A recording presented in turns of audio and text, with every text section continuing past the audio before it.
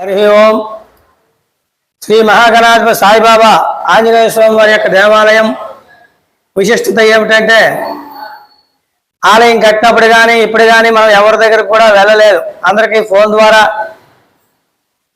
ఒక board banner ద్వారా పెట్టి అందరికీ తెలియజేయడం జరిగింది.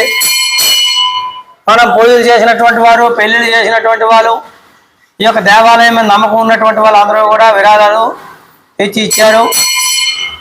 అప్పుడు కూడా ఆలయాన్ని వారు ఇచ్చినటువంటి సహాయ సహకారంతో కట్టడం జరిగింది.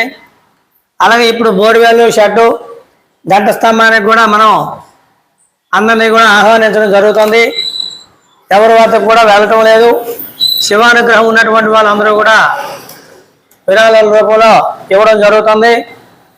అలాగే ఈ మధ్యన ఇచ్చినటువంటి విరాళాల రూపంలోనే పోలవరపు నాగమయ్య కనక మహాలక్ష్మి గారు, జనపరెడ్డి ఈశ్వరరావు పద్మావతి గారు, కాకి అప్పలరాజు లక్ష్మి గారు, గంగదాసి స్వామిశేఖరు మానస గారు, బాలా త్రిపుర సుందరి దేవి గారు, జిల్లెలమూడి నాగభూషణం భారతి గారు, కిరణ్ కుమార్ అనసూర్య గారు, విశాలాక్షి మణికంఠ గారు, టేక్ మదీన్ కుమార్ గారు, పోరాడ వెంకటరాజ్ కుమార్ లక్ష్మీ కళ్యాణి గారు, భోగాపురపు రత్నకుమారి కామేశ్వరరావు గారు, ఎట్ల సురేష్ కుమార్, రమ్యశ్రీ గారు, కొయ్య శ్రీనివాస్ అరుణ్ గారు, తోండంగి వెంకట త్రినాథ్ దేవి గారు, చింతల శ్రీనివాస్ వెంకటరత్నం గారు, మేడిశెట్టి రమణ పార్వతి గారు,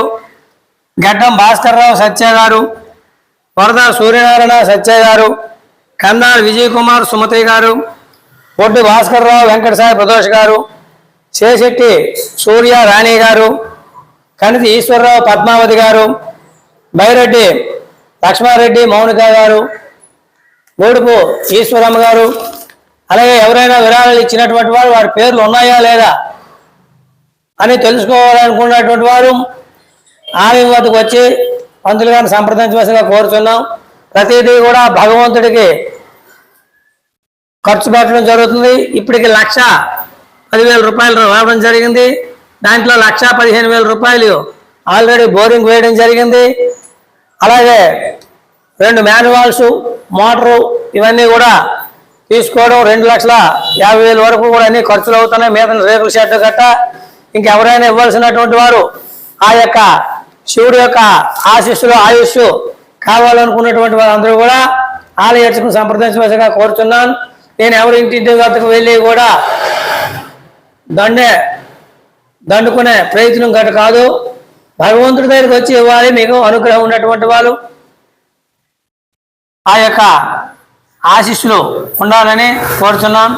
అలాగే మన గాంధీనగర్ గ్రామ కమిటీ అయినటువంటి డాక్టర్ బిఆర్ అంబేద్కర్ యువజన సేవా సంఘం వారు ఈ యొక్క కార్యక్రమాలన్నీ కూడా చేస్తా ఉన్నారు.